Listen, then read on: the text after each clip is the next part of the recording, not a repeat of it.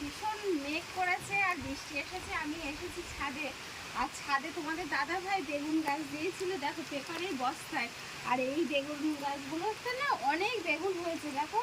আর এটা দেখানোর উদ্দেশ্য মানে অনেক বেগুন হয়েছিল, কালকে রাতে দেখো কিসে একটা কেটে নিয়ে চলে গেছে।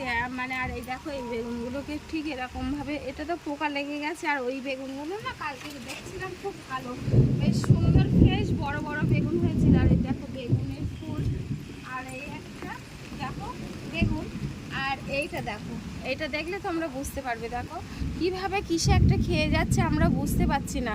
তো এটা কিভাবে ট্রিটমেন্ট করলে বেশ ভালো থাকবে, তোমরা যদি জেনে থাকো অবশ্যই কমেন্ট করবে। দেখো একটুখানি একটা বেগুন সেটাও খেয়ে গেছে।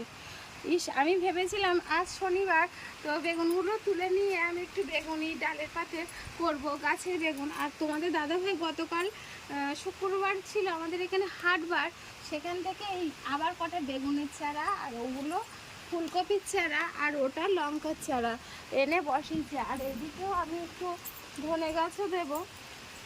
দেখো এগুলো সব ফুলকপির চারা, তো হয়তো হবে কি না জানি না, হলে নিশ্চয়ই তোমাদেরকে দেখাবো। আর এটা মানে এটা কী ফুল বলে, ঘাস ফুল।